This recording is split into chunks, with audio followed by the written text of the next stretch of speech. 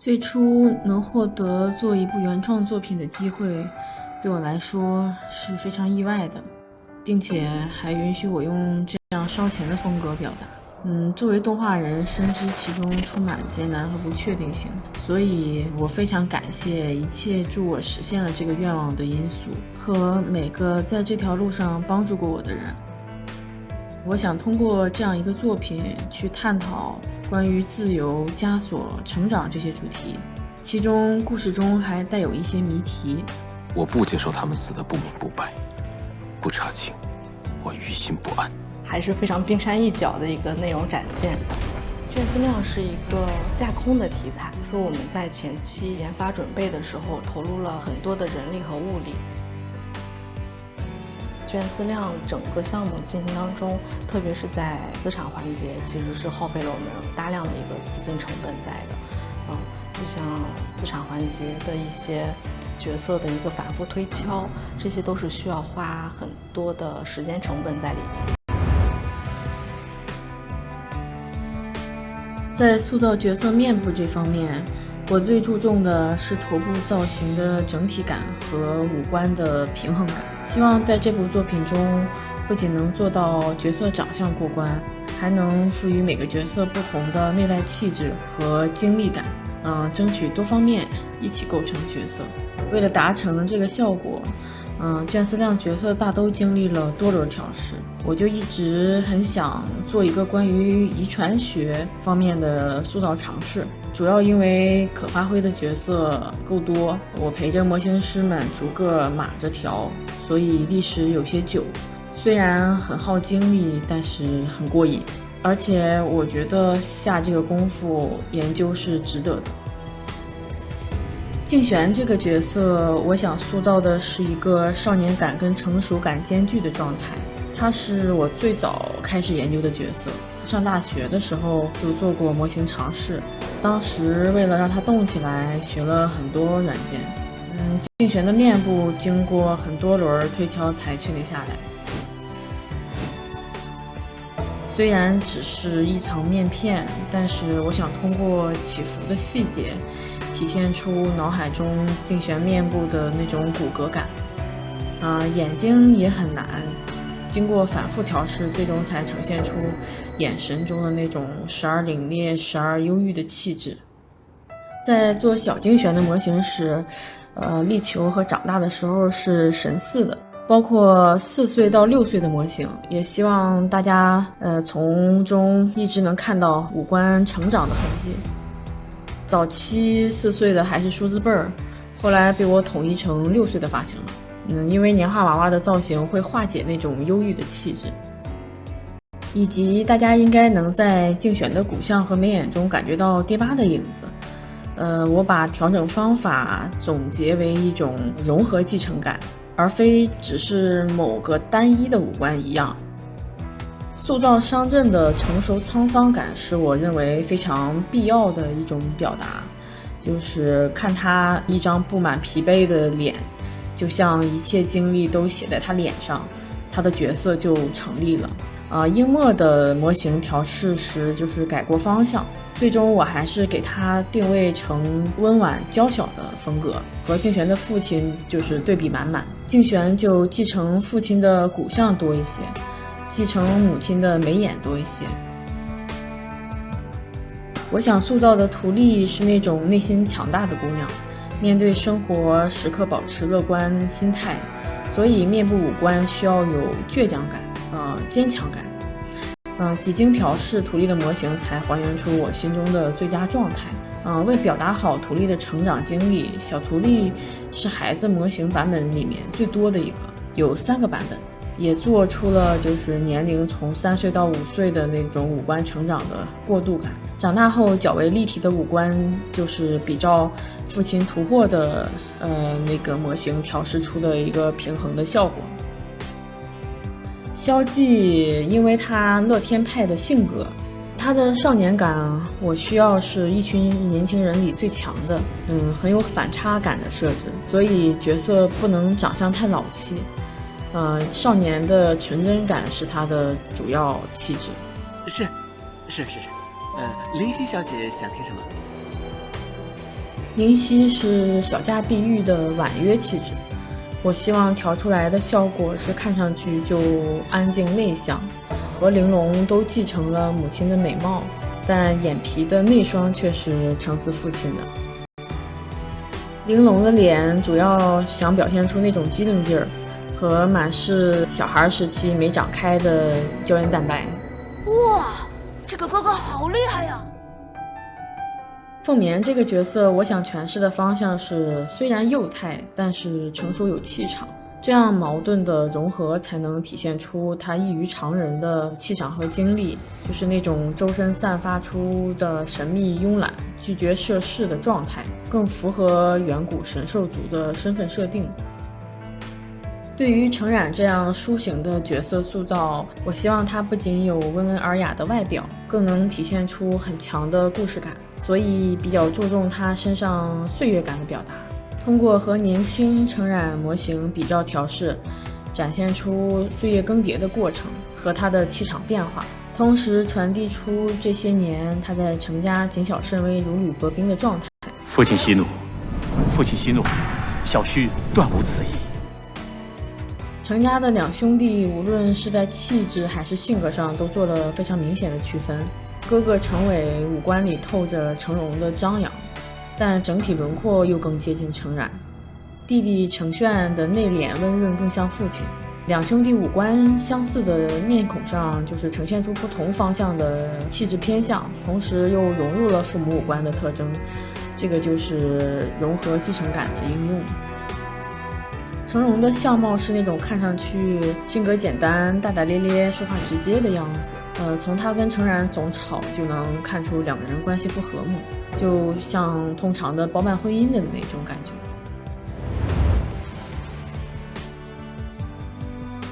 我们从前辈优秀的影视美术中学习到，每个角色的服饰都要符合角色设定规律，在人设内发挥，才能就是观感上让观众更容易进入戏剧情境，从而和角色共情。着装是人类的一门学问，古时候尤其重视这方面的规则。做人物设定的时候，我们是有一套公式的，会将角色的出身、职业生活习惯这些加在一起，最后推导出来穿什么会最符合剧作当前的情境要求。例如竞选的服饰是变换来的，整体符合神族服饰的调性，自带精致又飘逸的仙气。在形体方面，竞选的身姿必须周正挺拔，为此也做了多轮的模型细节的修正。哇，谁啊这么高？从版型到花纹，我都用了很多竖线去表示，去营造它的修长飘逸、行云流水的感觉。为了契合它扑朔迷离的身份背景，我在服饰上点缀了欧波石元素，这个在我的设定中代表神族。剑身上采用了蓝钻材质，象征着永恒，能够战胜一切的力量。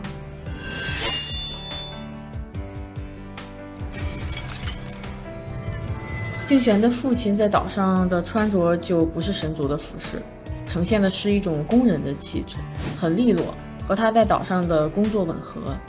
英墨不常出门，所以他的服饰居家朴素些。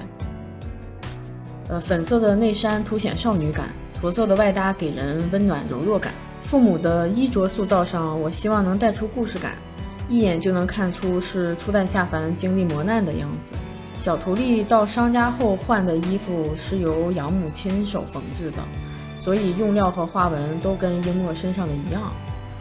为呈现出徒弟灵动元气的感觉，手脚身形都做了多方的调试，让其比例穿衣更修长好看。徒弟的话，当初导演给到的诉求是希望他身上的衣服有继承感，所以在岛上的服饰都承自于养父母，而被收养前在船上的打扮呢，就来自于他的亲爹。他儿时的衣服上的绣片，后来也缝在了长大的衣服上。这是我拿儿时在船上穿的衣服改的，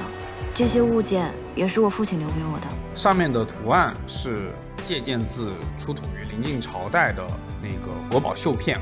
由于每天都出海打鱼，鱼算是思量岛实际意义上的海中霸王花，所以使用了古代绿水性最好的草鞋，显得既轻便又透气。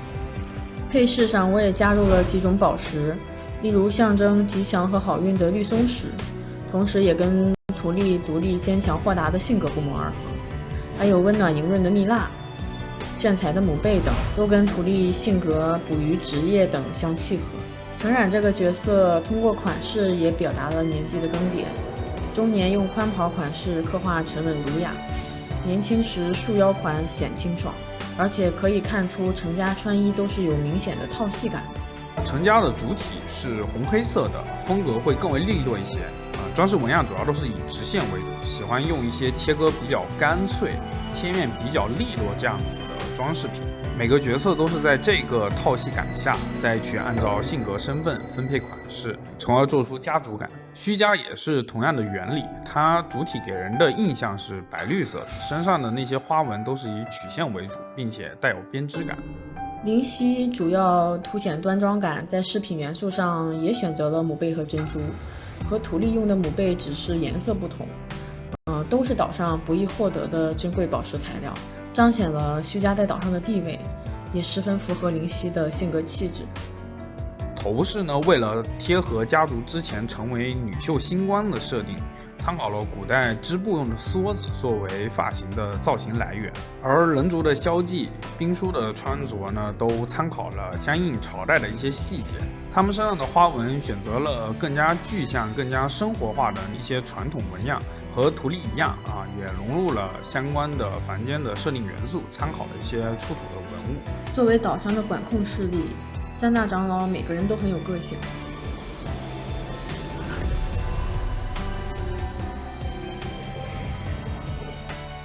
其中代表着权力象征的长老绶带，在相似的呈现下，又根据各家的属性做了不同的区分。程老一生的打扮铁血感很强，绶带呢也就跟着风格比较坚硬。虚老呢则比较沉稳、精打细算，绶带的风格呢也同样比较复古，然后沉稳。凤眠的绶带呢就更明显的带了他自己身份上灵皇的属性。服饰呢，就是入乡随俗，融合了岛上的绶带文化和差事的打扮之后，呈现出来的一种效果。而且凤眠这个角色在思量岛始终像是一个旁观者，一直观察着岛上和他时间步调不同的众生百态，然后进行着自己的体悟。浮生如梦，原本凄迷，可总有人宁愿为了渺茫的虚妄，奋不顾身。在它的服装造型上融入了更多的一些仿生元素，比如说一些鸟类造型的特征，主要是以那个我国特有的绿孔雀为主的思路塑造的。同时还值得注意的是，它的外套上面的那些金线所呈现出来的是一种网状的结构，在一定程度上就是暗示它是受困于思量岛上的龙珠鸟。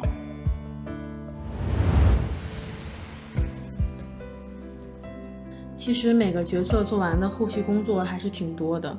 每张脸都要做相应的表情的模型库文件，还要进行面部和全身的绑定。首先是先做基础表情，一般的情况下是有64个基础表情，根据这个基础表情，我们会给它融合出一个表情库。其实模型好看，但表情做得很崩坏的话，一样会很丑。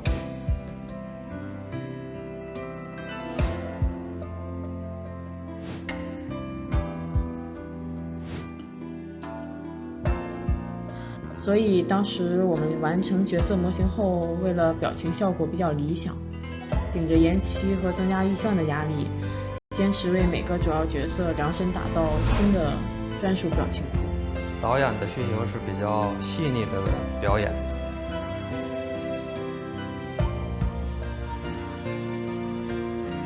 因为每个角色的他的性格不一样，像程家的会稍微夸张一点，虚家的角色会比较稍微优雅一点，幅度会更小一点。星璇根据导演的需求呢，喉结和咬肌的动作，更细节的像闭眼、闭下来，它的一个形态都要细致的去调整。其中表情库最多的角色就是静璇和图利。图利是因为性格活泼，表情需要丰富，为此做了很多复合表情，加上动画环节细心费时的调试，才达到片中自然灵动的感觉。竞选不仅复合表情多，特殊设置也多，例如笑纹、表肌、喉结等，这些原本模板表情库里是没有的，是我专门为角色添加的一种研究表达。就是由这些丰富的角色构成了一个完整的故事。在这场冒险中，每个角色都是独立的个体，他们都有着自己的造化和宿命，都在故事里发散出属于自己的一份光。希望每个人都能成为更好的自己。